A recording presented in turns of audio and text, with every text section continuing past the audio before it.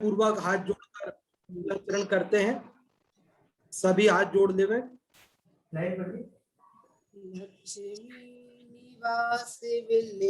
William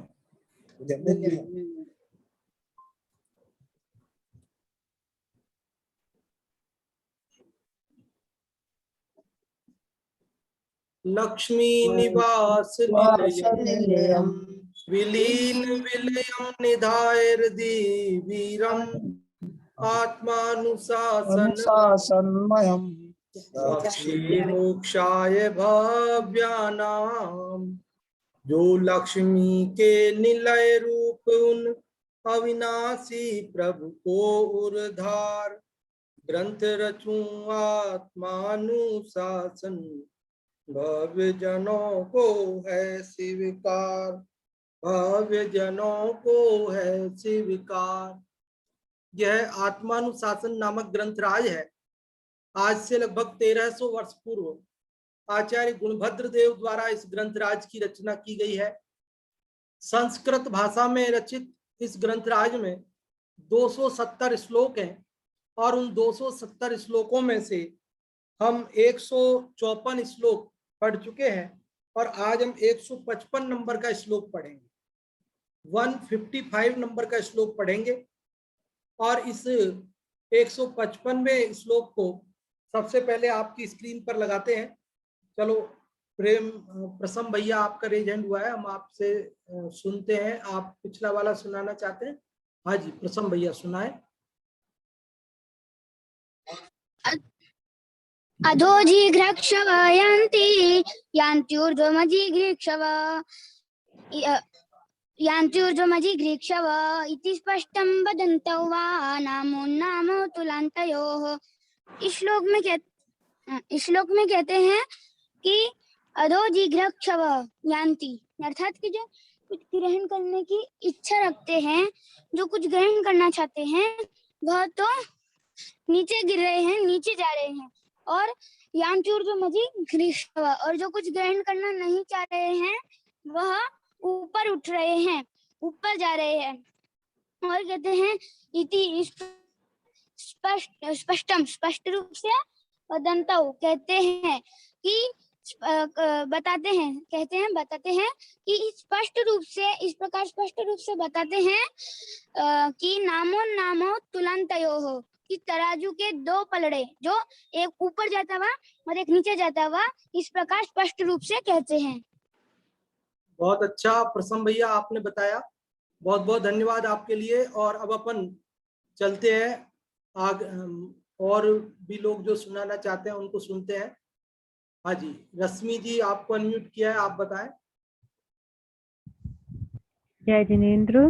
जय जिनेंद्र।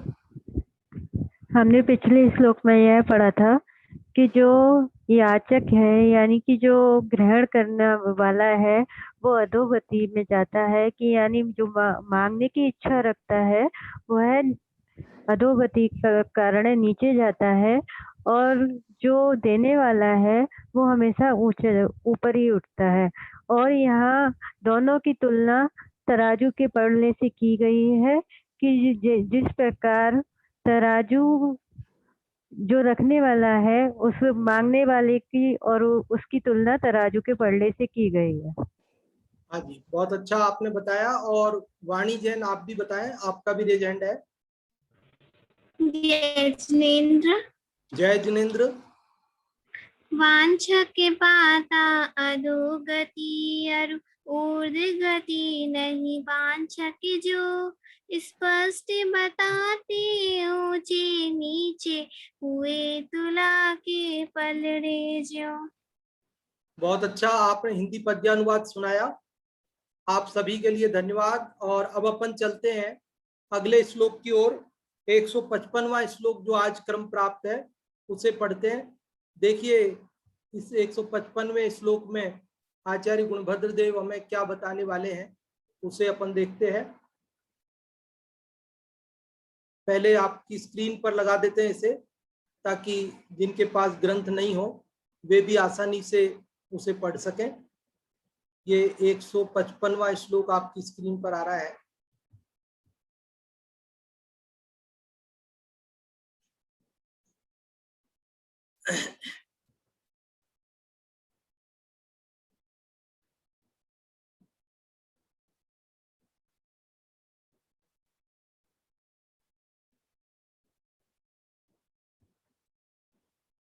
ये 155वां श्लोक आपकी स्क्रीन पर आ चुका है। कोई छोटा सा श्लोक है, अनुष्टुप छंद है। एक दो दिन से अपन अनुष्टुप छंद ही पढ़ रहे हैं। अपन इसको पढ़ते हैं, देखो बहुत आसान होता है इसे पढ़ना और समझना भी बहुत आसान है। छोटा सा श्लोक है, आप सब समझ जाएंगे आराम से। सस्वमासासते सर्वे न स्वं तत्सर्वतर्पयत् अर्थि वै मुख्य संपादि सस्वत्वात् निस्वतः वरम। सभी धनिक से आशा रखते वह न दे सके सबको धन। याचक विमुख हो ये धनपति से अतः श्रेष्ठ हो ना निर्धन। क्या कह रहे इसके अंदर? ऊपर जैसा कि इसका हेडिंग है दरिद्रता की श्रेष्ठता, मतलब इस श्लोक में ये बता रहे हैं कि धनवान बनने से भी कोई फायदा नहीं है। इस अपेक्षा से तो दरिद्र होना ही ठीक है। और वो किस अपेक्षा से दरिद्र होना ठीक है वो बात अभी समझते हैं। देखिए, स्वम आसासते सर्वे, स मतलब सहित, स्व मतलब धन, स्वम आसासते, स मतलब सहित, स्वम मतलब धन को, मतलब सस्व मतलब धन सहित, उसको आसासते मतलब इच्छा करते, आशा रखते हैं। धनवान व्यक्ति से आशा रखते हैं सर्वे, सभी। जिसके पास धन होता है तो सभी उससे आशा रखते हैं, सभी उससे उम्मीद करते हैं कि ये हमारी मदद करे, हमारा सहयोग करे, दान दे। न स्वम तत् सर्व तर्पयत्, और न स्वम तत्, न मतलब नहीं है, स्वम मतलब धन, तत् मतलब ऐसा, कि वैसा धन नहीं है। यत जो सर्वतर्पी मतलब सबको तृप्त कर दे, सबको संतुष्ट कर दे, सबकी इच्छा पूर्ति कर दे, ऐसा कोई धन दुनिया में नहीं है। पहली पंक्ति समझ में आई? सस्वम आशासते सर्वे, कि धनवान से सभी आशा करते हैं, उम्मीद करते हैं। न स्वम तत्, किंतु ऐसा धन नहीं है। यत सर्वतर्पी, कि जो सबको तृप्त कर दे, सबको संतुष्ट कर दे, सबकी इच्छाओं की पूर्ति कर दे। अर्थी वैमुख्य संपादी, अर्थी मतलब चाहने वाले, मांगने वालों को वैमुख्य संपादी, वैमुख्य मतलब विमुख करने वाला, वैमुख्य मतलब विमुख संपादी करने वाला। जो चाहते हैं और उनकी इच्छा पूर्ति नहीं कर पाते हैं, तब वे चाहने वाले क्या हो जाते हैं? विमुख हो जाते हैं, उससे विपरीत हो जाते हैं, उससे द्वेष रखने लगते हैं, उससे संतुष्ट नहीं होते हैं, तो उसके विरुद्ध हो जाते हैं। तो ऐसे वैमुख्य संपादी, विपरीत बनाने वाले, शत्रु बनाने वाले, शत्रुता रखने लगते हैं कि साहब हमारी तो मदद ही नहीं की, साहब इनके पास पैसा होते हुए भी इन्होंने दान ही नहीं दिया, कम दिया, नाना उनको तो दिया हमको तो नहीं दिया। ऐसे नाना प्रकार से बैर भाव रखने लगते हैं। ऐसे अर्थी वैमुख्य संपादी, कि जो चाहने वालों को विमुख करता है, ऐसे सस्वत्वात्, सस्वत्वात् अर्थात धनवान होने से, निस्वता वरम, निस्वता मतलब स्व तो आपको पता ही धन, और निस्व मतलब धनवान नहीं होना, अर्थात निर्धन होना ही वरम श्रेष्ठ है। एक बार फिर से देखें, आपको संधि विच्छेद समझ में आए। सस्वम आशासते, सस्वम मतलब धनवान वाले से सब आशा करते हैं, किंतु ऐसा कोई धन दुनिया में नहीं है कि जो सबको तृप्त कर दे, सबको संतुष्ट कर दे, सबकी इच्छा की पूर्ति कर दे। इसलिए चाहने वालों को विमुख करने वाले धनवान पने से तो निर्धन पना श्रेष्ठ है। अर्थी वैमुख्य संपादी सस्वत्वात् निस्वता वरम, अर्थी मतलब चाहने वाले, मांगने वाले, वैमुख्य मतलब उनको विपरीत, शत्रु, संपादी मतलब करने वाले, बनाने वाले, सस्वत्वात मतलब धनवान पने से, निस्वता मतलब धनवान रहित पना अर्थात निर्धन पना वरम श्रेष्ठ। आप में से जो भी इसका अर्थ समझ गए हो वे रेज हैंड कर सकते हैं, और जो लोग रेज हैंड करेंगे उन्हीं में से हम किसी एक को अर्थ सुनेंगे। हाँ जी, अभी मुन्नी जी पहले आपका रेज हैंड हुआ है, हम आप ही को पहले अनम्यूट करते हैं, आप बताएं मुन्नी जी। हाँ, जयेंद्र पंडित जी। जय जिनेन्द्र। सभी धन से आशा रखते, वह न दे सके सबको धन, याचक विमुख होए धनपति, से होगा न अनपति, अतः श्रेष्ठ हो ना निर्धन। इस श्लोक में बताया है कि धनवान से सब आशा रखते हैं, धनवान से सब आशा रखते हैं कि हमको धन देगा, हमारी इच्छा की पूर्ति करेगा। और कोई मांगेगा जिसके पास धन नहीं होगा या उसकी जरूरत होगी वो धन मांगेगा, मगर वो धन नहीं देता उसको, तो वो याचक जो है वो विमुख हो जाता है धनपति से, क्योंकि वो तो आशा लेके गया है कि मुझे धन मिलेगा, मैं अपनी पूर्ति करूंगा, तो वो उसको धन नहीं देता, तो वो निराश हो जाता है, विमुख हो जाता है, उससे दोष देश करने लगता है। इससे तो निर्धन ही श्रेष्ठ है, कम से कम उसके पास समता रूपी धन तो है उसके पास में। धनवान के पास समता रूपी धन भी नहीं होता, निर्धन के पास समता रूपी धन तो होता है कम से कम, इसलिए हमको याचक नहीं बनना चाहिए। बहुत अच्छा आपने बताया। और रश्मि जी हम आपसे पूछते हैं, अभी आपको अनम्यूट करते हैं, आप बताएं रश्मि जी। हाँ जी। इस श्लोक में हमने ये पढ़ा कि ऐसा कोई धन नहीं है कि जो सबको सुखी कर सके, और सभी लोग जो धनवान है उन्हीं से आशा रखते हैं कि हमको भी ये धन दे देगा। लेकिन यदि वह धनवान नहीं देता है धन को, तो वह जो याचक है वह उससे विमुख हो जाता है। अतः यहाँ बताया कि हमें धनपति होना ही श्रेष्ठ नहीं है, इससे तो हमें निर्धन होना ही श्रेष्ठ है। हाँ जी, बहुत अच्छा आपने बताया। और भी जो लोग बताना चाह रहे हैं उनमें से हम अभी बाद में अवसर देंगे, और अभी अपन इसका पाठ करने के लिए आमंत्रित करते हैं। जो भी आप में से इसका पाठ करना चाहते हैं वे लोग रेज हैंड कर सकते हैं।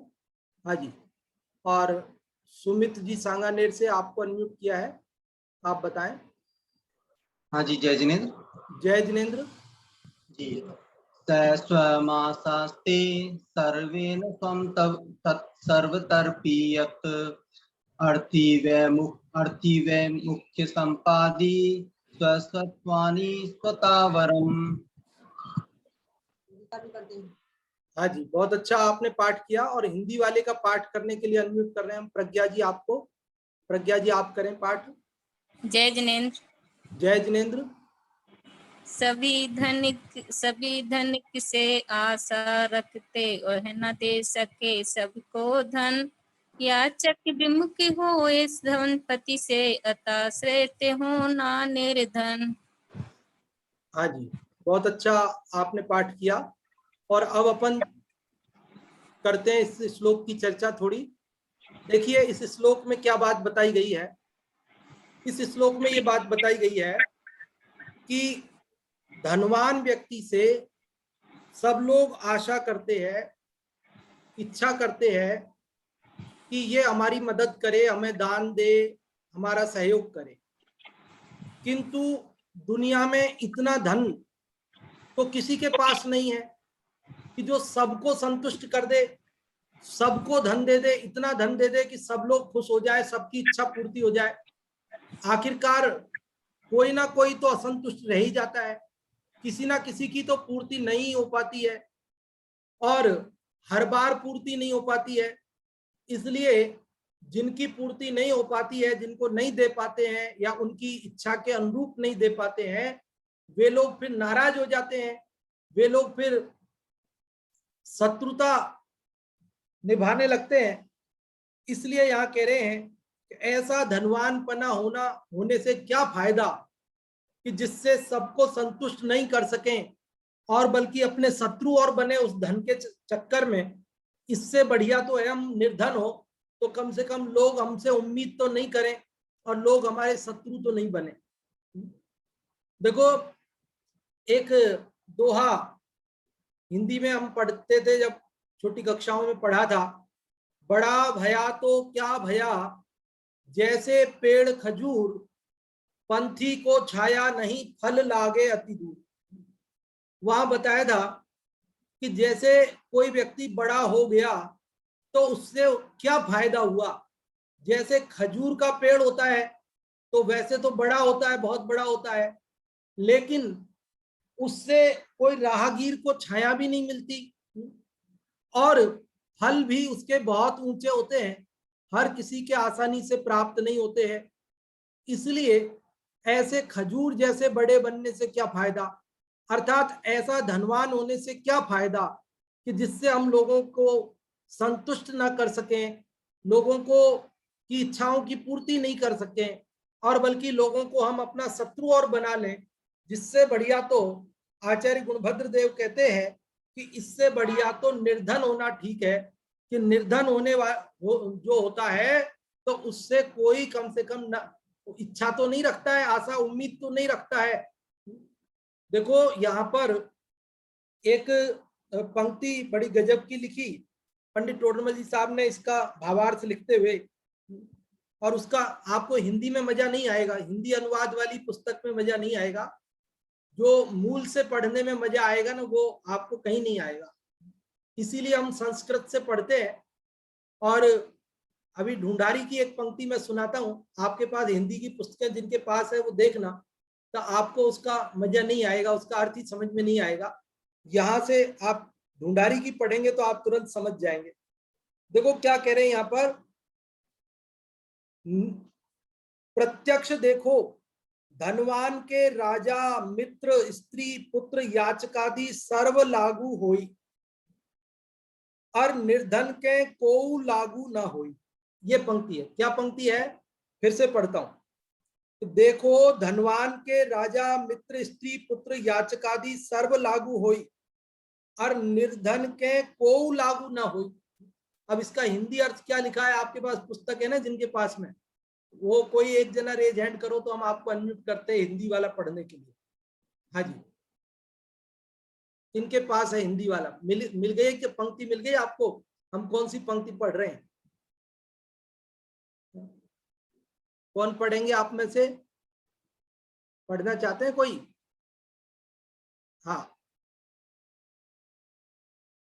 हाँ, सुमित भैया है क्या पुस्तक आपके पास में? हाँ जी, हाँ तो पढ़ो देगा ये इसका अनुवाद। हाँ जी। प्रत्यक्ष देखो कि धनवान के राजा मित्र स्त्री पुत्र याचक आदि सभी दिखाई देते हैं, परंतु निर्धन का कोई दिखाई नहीं देता है। हाँ अब देखो, अब सुनो इसका, इस पंक्ति का अर्थ समझो।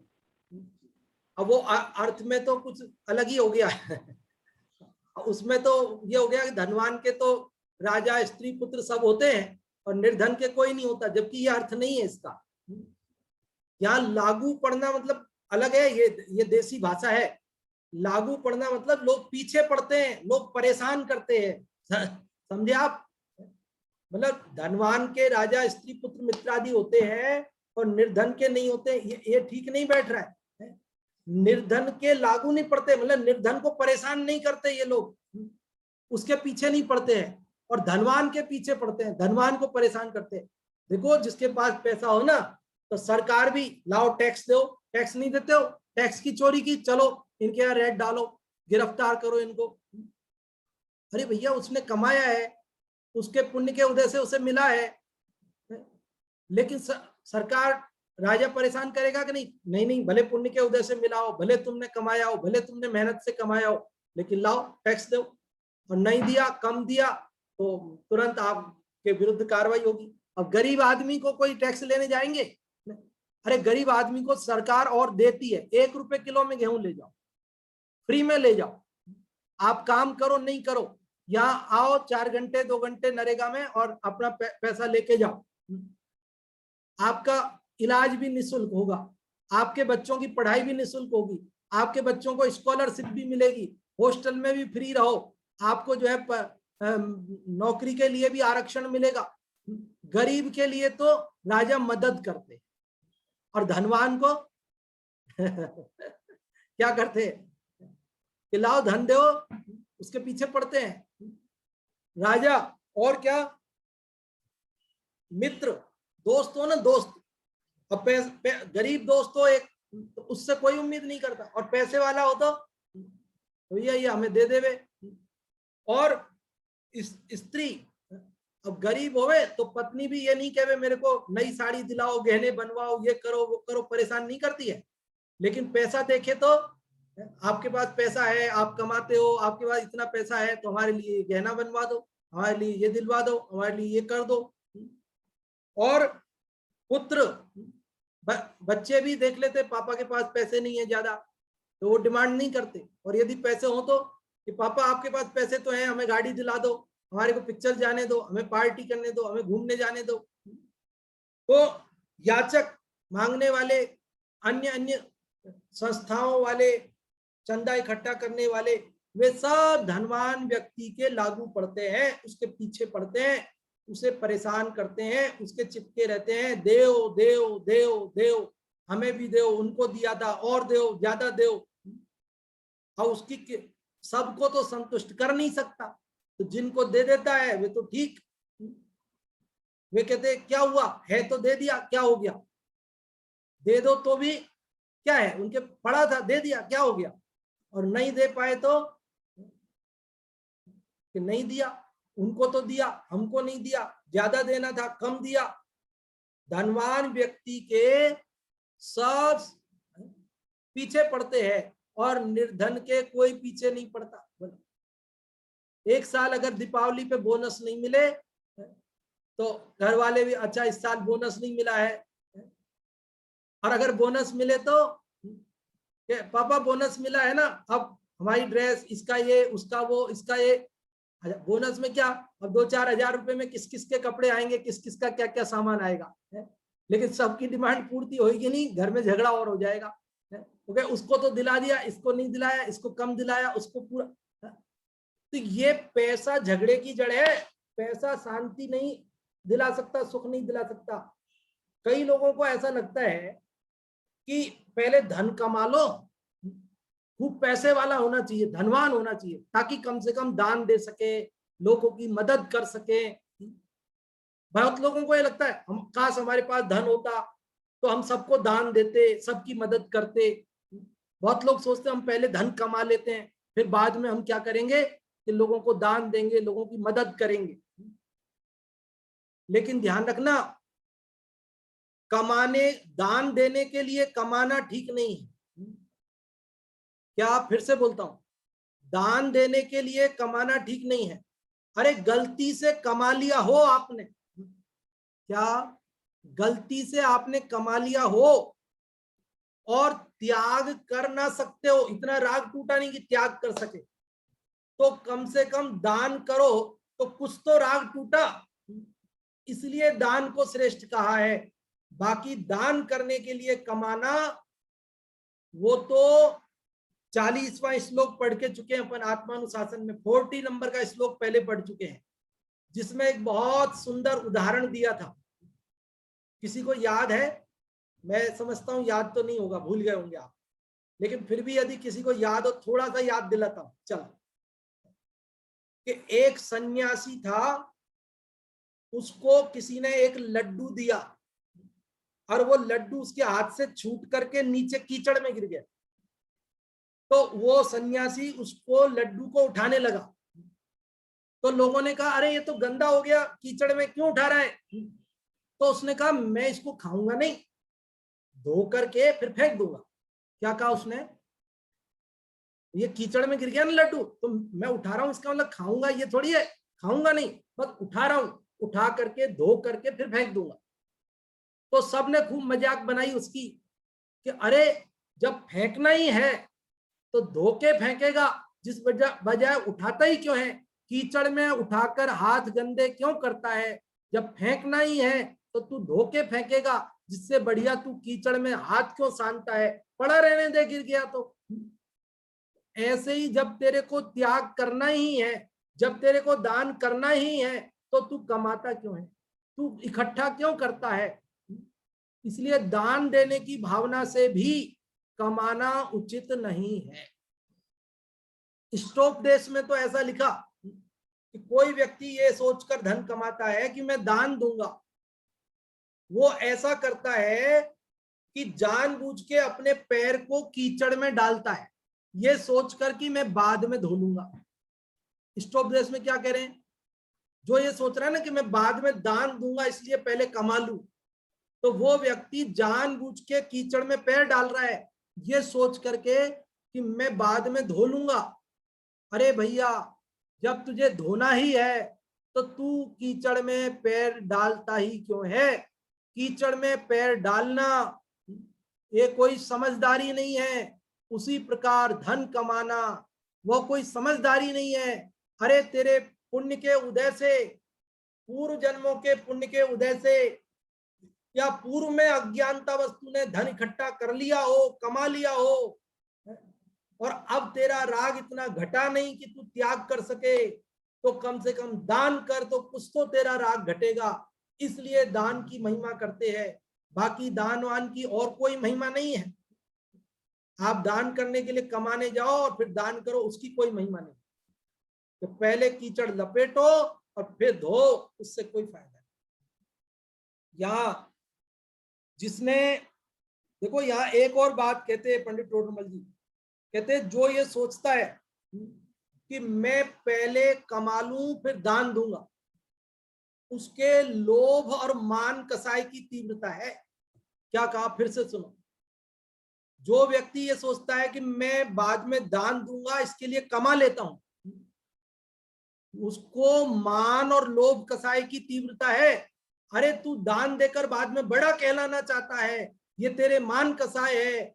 और मैं दान दूंगा इसलिए कमा लूं, ये तेरे लोभ कसाई की तीव्रता है। क्योंकि दान तो तू क्या देगा, कब देगा, देगा नहीं देगा, आयु बचेगी नहीं बचेगी, कहीं कमाने गया रास्ते में खत्म हो गया, फिर कौन दान करेगा, किसका दान करेगा, किसको करेगा, क्या करेगा? आज जो परिणाम है कल परिणाम रहेंगे नहीं रहेंगे। आज तेरे को दान के परिणाम है, कल जब तेरे पास धन आ जाएगा तब तेरे परिणाम दान के बचेंगे नहीं बचेंगे, कौन जानता है। लेकिन जो तू दान देने की भावना से भी सही धन कमाने की भावना करता है या धनवान होने को अच्छा समझता है, ये छल है। टोडरमल जी साहब कहते हैं ये छल है कि तू दान देने के लिए कमाने की कहता है, ये तो तेरे मन का छल है, तेरे मान और लोभ कसाई की तीव्रता है कि जो तू इस प्रकार का सोचता है कि मैं कमाऊं ताकि बाद में दान दे सकूं। देखो इसमें बहुत सारी बातें हैं। एक और बात हम बताते हैं आपको, यहाँ आई बात कि ऐसा कोई धन नहीं है, ऐसा कोई धनवान नहीं है कि जो सबको संतुष्ट कर सके, सबको तृप्त कर सके, सबकी इच्छाओं की पूर्ति कर सके। तो आपके मन में एक प्रश्न हो सकता है कि साथ चक्रवर्ती होते हैं ना, चक्रवर्ती, वे लोगों को किमिच्छक दान देते हैं। कौन सा दान देते हैं? किमिच्छक दान। किमिच्छक दान क्या होता है? किम मतलब क्या, और इच्छा, तुम्हारी क्या इच्छा है, जो इच्छा है वो ले जाओ। तो उनके पास 9 निधियां होती है, 9 निधियां। चक्रवर्ती के पास 9 निधियां होती है, और उनमें ऐसा खजाना है, अकूत खजाना है, अक्षीण, उसमें कुछ क्षय नहीं होता, खत्म नहीं होता, जितना चाहे निकालते जाओ निकालते जाओ निकालते जाओ, खत्म ही नहीं होता। तो वे किमिच्छक दान देते, जिसको जो चाहिए ले जाओ, जो चाहिए ले जाओ, जो चाहिए ले जाओ। तो फिर चक्रवर्ती तो सबकी इच्छाओं की पूर्ति कर देते हैं ना, किमिच्छक दान देते हैं। और यहाँ तो कह रहे कि ऐसा कोई धन नहीं है, ऐसा कोई धनवान नहीं है कि जो सबकी इच्छाओं की पूर्ति करे। चक्रवर्ती तो करता है ना सबकी इच्छाओं की पूर्ति। चक्रवर्ती का धन तो है ना कि जो सबकी इच्छाओं की पूर्ति कर देता है। अरे नहीं है, चक्रवर्ती भी सबकी इच्छाओं की पूर्ति नहीं कर सकता। चक्रवर्ती के धन से भी सबकी इच्छाओं की पूर्ति नहीं हो सकती, 9 निधियों से भी सबकी इच्छाओं की पूर्ति नहीं हो सकती। क्यों नहीं हो सकती? क्यों? किमिच्छक दान तो दे रहा है, जो इच्छा है वो ले जाओ, कह रखी है बात। अरे जो इच्छा है वो तो ले जाओ, लेकिन कोई कहे ये 9 निधियां ही मेरे को दे दो, इनमें से निकाल निकाल के मैं लेता रहूंगा तो बोलो 9 निधियां मिल जाएगी उसको, वो दे देगा चक्रवर्ती उसको? अरे नहीं मिलेगी, नहीं देगा, दे ही नहीं सकता। चक्रवर्ती चाहे तो भी नहीं दे सकता, और देवे तो तू ले नहीं सकता, क्योंकि जिसके पल्ले में पुण्य होगा चक्रवर्ती जितना, वो तो उसके पास रहेंगी, किसी के देने से नहीं जाती है वो किसी के पास। चक्रवर्ती का बेटा चक्रवर्ती नहीं होता। अरे यहाँ करोड़पति मरे सेठ तो बच्चा करोड़पति हो जाए ना, बिना कमाई करोड़ रुपए छोड़ के जाए। तो चक्रवर्ती मरे तो चक्रवर्ती का बेटा चक्रवर्ती की संपदा छोड़ के गया ना, तो चक्रवर्ती हो जाता होगा कि नहीं होता? चक्रवर्ती का बेटा चक्रवर्ती नहीं होता, क्योंकि वो तो पुण्य उसके साथ खलास, खत्म। चक्रवर्ती का जो पुण्य है उसके पास ये रहता है। अब जिसके पास पुण्य नहीं है उसको 9 निधियां, वो ये चाहे कि नहीं मेरे को चक्रवर्ती बना दो साहब आपको, तो बोलो चक्रवर्ती बना देंगे, उसको दे देंगे चक्रवर्ती पना? अरे नहीं दे सकते। तो किमिच्छक दान दे रहे हो ना, कि आप जो जिसकी जो इच्छा है वो दे रहे हो ना, तो हमारी इच्छा पूर्ति करो ना। कि नहीं कर सकते भैया, तुमको कपड़े चाहिए कपड़े ले जाओ, गहने चाहिए गहने ले जाओ, खाना चाहिए खाना ले जाओ, लेकिन आप चाहो कि 9 निधियां ले जाओ कि चक्रवर्ती बन जाऊं, ये नहीं हो सकता। तो बोलो ऐसा कोई धन, ऐसा कोई धनवान जगत में है क्या कि जो सबकी इच्छाओं की पूर्ति कर सके, सबको संतुष्ट कर सके? नहीं है। तो नहीं है तो फिर, और जिनकी पूर्ति नहीं होती है ना, वो उससे विमुख हो जाते हैं, उदास हो जाते हैं, बुरा मानते हैं, दुखी हो जाते हैं। तो बोलो धनवान को कहाँ अच्छा लगता है? बोलो मेरी वजह से बेवजह उम्मीद करता है और मैं पूर्ति नहीं कर पाता हूं, फिर ये दुखी होता है, कितना खेद बरतता है। अरे धनवानों के तो चोर पीछे पड़ जाते हैं, धनवानों के डाकू लुटेरे सब पीछे पड़े रहते हैं, उनके बच्चों को अपहरण कर ले जाते हैं। धनवान, बोलो धनवान होना ठीक है क्या? धनवान व्यक्ति को रात्रि में नींद नहीं आती, क्योंकि उसकी चिंता सताती है। इसलिए यहाँ कह रहे भैया दान देने की इच्छा से भी सही, लेकिन धन कमाना, धनवान होना, ये इच्छा मत करना। ये इच्छा अच्छी बात नहीं है, ये छल है, ये कसाय, मान कसाय, ये लोभ कसाय की तीव्रता में ऐसी इच्छा जीव करता है कि काश मेरे पास धन होता, मैं धन कमा लेता, फिर मैं दान करता, फिर मैं मंदिर को दान करता, फिर मैं इसको दान करता, मैं गरीबों की मदद करता। अरे भैया अभी तेरे पास जितना है, अगर 1 रुपया है तो उसमें से 5 पैसे दान कर दे बस। अगर तेरे पास 100 रुपया है तो 2 रुपया दान कर दे, कोई बात नहीं। तेरे दान का परिणाम आया है ना, तो इतना तूने कर दिया, तो 1 रोटी है तो 1 ग्रास का दान कर दे, चल। तो नहीं नहीं मेरे पास 10 रोटी होए तो 2 रोटी दूं, अब 1 रोटी में से क्या दूं? तो भैया इसका मतलब तेरे दान का परिणाम नहीं है, तेरे लोभ कसाय की तीव्रता है। यहां कहना चाहते हैं अगर दान का परिणाम हो तो जो तेरे पास है, जितना तेरे पास है, कि साहब उससे क्या हो जाएगा, 2 पैसे से क्या हो जाएगा? अरे क्या नहीं हो जाएगा? वो धन्ना सेठों के लाखों रुपए के कलश तो रखे रहे, और वो गरीब बुढ़िया का जो बच्चा था ना 8 साल का, उसकी छोटी सी लुटिया ने बाहुबली स्वामी का अभिषेक कर दिया, ऐसा कहावत है, ऐसा सुनते हम कि बुढ़िया की लुटिया गजब कर गई है। और वो बुढ़िया के साथ में 8 वर्ष का बालक था। लोग तो सोचते वो बुढ़िया ने कलश, बुढ़िया ने नहीं कलश किए थे, बुढ़िया के का पोता था 8 साल का, वो जिद कर रहा था कि मैं कलश करूंगा, मैं कलश करूंगा, मैं कलश करूंगा। तो अम्मा समझा रही थी कि बेटा अपन गरीब आदमी है, या सब पैसे वाले लोग बैठे हैं, करोड़ों रुपए के कलश हैं, उनका नंबर आएगा, अपने को कौन कलश करने देगा। लेकिन बच्चे की जिद, और उधर करोड़पतियों के कलशों से भगवान का अभिषेक पूरा नहीं हो रहा, चरणों तक जलधारा नहीं आ रही, तो लोगों ने कहा इस बच्चे को भी करने दो।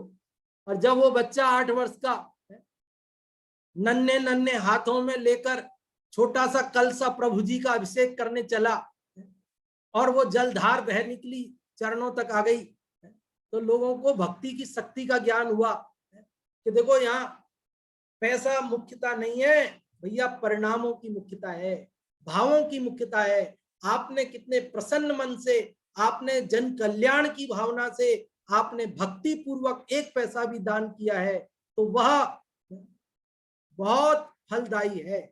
और आपने अभिमानवश, अन्य अन्य कारणवश आपने बहुत बड़ा दान पैसा दिया तो भी उसका उतना फल नहीं मिलता। इसलिए यहाँ कह रहे हैं भैया देखो, धनवान बनने की इच्छा मत करना। देखो एक और बात बताते हैं, पिछले वाले श्लोक में ये बात बताई थी ना कि जो ग्रहण करने की इच्छा वाला है वो नीचे जाता है और जो ग्रहण नहीं करने की इच्छा वाला है ऊपर जाता है। तो ध्यान रखना, ये शब्द बहुत महत्वपूर्ण है गुणभद्राचार्य का, ग्रहण नहीं करने की इच्छा वाला। देखो ये नहीं कहा त्याग करने की इच्छा वाला, ये नहीं कहा दान करने की इच्छा वाला, अरे ग्रहण नहीं करने की इच्छा वाला ऊपर जाता है, मोक्ष जाता है, स्वर्ग जाता है। कौन जाता है? अरे आपके पास है नहीं है, आप दान कर सको नहीं कर सको, त्याग कर सको नहीं कर सको, अरे हमें और नहीं कमाना, हमें और नहीं चाहिए, बस हमें कुछ नहीं चाहिए, ये भावना ये ऊपर ले जाती है। ये एक एक शब्द से बड़ा फर्क पड़ता है। जो मूल में जो शब्द होता है ना, उस शब्द का एक एक शब्द का इतना फर्क पड़ता है। जैसे हमने आपको कहा था कि मांगना बुरा है, लेना बुरा नहीं है। मुनिराज ने आहार ले लिया तो वो नीचे हो गए, ऐसा नहीं है। हाँ वे मांगे आहार तो बुरे हो जाए, तो नीचे हो जाए, लेकिन बिना मांगे यदि कोई देता है और वे ले लेते तो उससे नीचे नहीं होते। तो ऐसे ही कोई दे ना सके उससे कोई नीचा नहीं होता कोई, लेकिन वो लेने की भावना नहीं रखता है, इससे उच्च हो जाता है। तो यहां पर भी ये बात कह रहे हैं भैया, किसी भी भावना से तुम धनवान पने को अच्छा मत समझो। धनवान पने को अच्छा समझना ये छल है, ये कसाय का परिणाम है और अपने को ठगने का एकमात्र तरीका है। इसलिए हमें क्या करना कि हमें तो संतोष धारण करना कि हमें और कुछ नहीं चाहिए। जो हमारे नित्य चैतन्य भगवान आत्मा है, अनंत गुणों का निधान में स्वयं हूं, मुझे क्या चाहिए, किसका चाहिए? कुछ नहीं चाहिए भैया। परद्रव्य तो दुर्गति का कारण है, मुझे कुछ नहीं चाहिए, कुछ भी ग्रहण नहीं करना है, ना तो मुझे लेना है और ना ही मुझे किसी को कुछ देना है। इस प्रकार की जो संतोष वृत्ति होती है, उस संतोष वृत्ति वाला ही आगे बढ़ता है। अन्यथा तो बहुत आरंभ परिग्रहत्वम नरकायुष्य, तत्वार सूत्र में सूत्र है बहुवारंभ परिग्रहत्वम नारकस्यायुषा, कि बहुत आरंभ परिग्रह की भावना ये तो नरक आयु के आश्रव का कारण है।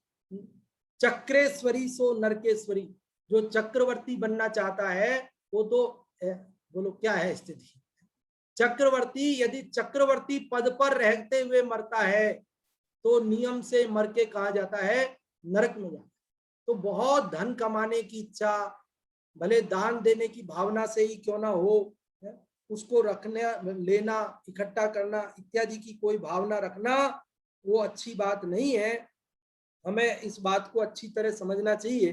तो आज हमने ये 155वां श्लोक पढ़ा, जिसके अंदर हमने ये बात समझी कि धनवान से सब अपेक्षा रखते हैं, सबकी अपेक्षाएं पूरी नहीं की जा सकती है, इसलिए लोग उससे विपरीत हो जाते हैं।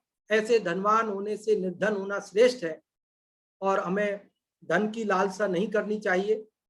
कदाचित हमारे पास पूर्व पुण्य से धन प्राप्त हो गया है तो उसका त्याग करना चाहिए, त्याग न कर सकें तो दान करना चाहिए, और दान करने के भावना से भी कमाने के लिए नहीं निकलना चाहिए, अपने में संतुष्ट रहना चाहिए। ये बात अभी हमने समझी। जो भी आप में से बताना चाहते हैं, 3 मिनट अपने पास बची है, आप रेज हैंड करेंगे तो हम आपको अवसर देंगे कि अभी 155वें श्लोक में हमने क्या बात पढ़ी, आपको क्या समझ में आई। जो भी आप में से बताना चाहते हैं वे लोग रेज हैंड कर सकते हैं। और सबसे पहले रेज हैंड हुआ है सुमित जी जैन सांगानेर से। हम आप ही को अनम्यूट कर रहे हैं, आप बताएं। हाँ जी। हाँ जी जिनेंद्र जय जी। जिनेंद्र जी, आज वाले श्लोक में हमने ये सीखा है कि दरिद्रता ही श्रेष्ठ है, मतलब कि जो अल्प धन है ना वही श्रेष्ठ है, क्योंकि अल्प धन में ही अपने आत्महित करने की बुद्धि जागृत होती है। जो अधिक आरंभ परिग्रही है और जिनके पास अत्यधिक धन है, वे तो अपने आत्महित के बारे में सोचते ही नहीं है इतना धन होने के कारण। और यहाँ पर ये बताया गया है आगे कि ऐसा दुनिया में धन भी नहीं है किसी के पास जो सभी को संतुष्ट कर सके, क्योंकि संतुष्टि तो अपने संतोष भाव से, अपने ज्ञान से आती है, धन से आती नहीं है। और चक्रवर्ती भी सबको संतुष्ट नहीं कर सकते हैं, क्योंकि चक्रवर्ती तो स्वयं ही संतुष्ट नहीं है। यदि संतुष्ट होते हैं तो वो एक अनजाने फल के लिए वो शुभम चक्रवर्ती किसी अनजान व्यक्ति के साथ नहीं जाता इतनी संपदा होने पर भी। तो स्वयं चक्रवर्ती भी संपदा, इतनी संपदा से संतुष्ट नहीं है, तो हम थोड़े से धन से कैसे संतुष्ट होंगे। इसलिए धन के पीछे भागने से अच्छा है कि अपने आत्महित के लिए जो अपना मनुष्य जीवन मिला है उसको धन की बजाय अपने धर्म में लगाने का अपन जो कार्य करें वही श्रेष्ठ करें और संतुष्ट रहें अपने में। यही आज का श्लोक से हमको सीख मिलती है। हाँ जी, बहुत अच्छा सुमित जी आपने बताया, बहुत बहुत धन्यवाद आपके लिए। और रेज हैंड हुआ है हमारे, किनका हुआ है अभी देखा था हमने, रश्मि जी आपका। हम आपको भी सुनते हैं, आप भी बताएं। रश्मि जी आपको अनम्यूट किया, बताएं रश्मि जी।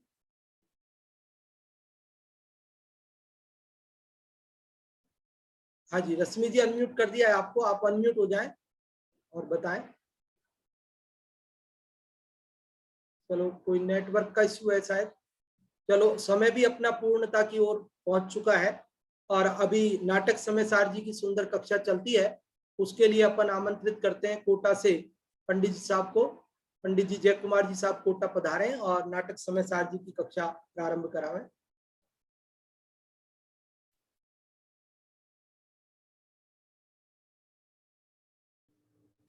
बहुत बहुत धन्यवाद पंडित खेमचंद जी साहब। दान के संबंध में बहुत ही अच्छा स्पष्टीकरण आज आपका चला। और अभी यहाँ अपन नाटक समय सार जी की कक्षा प्रारंभ करते हैं।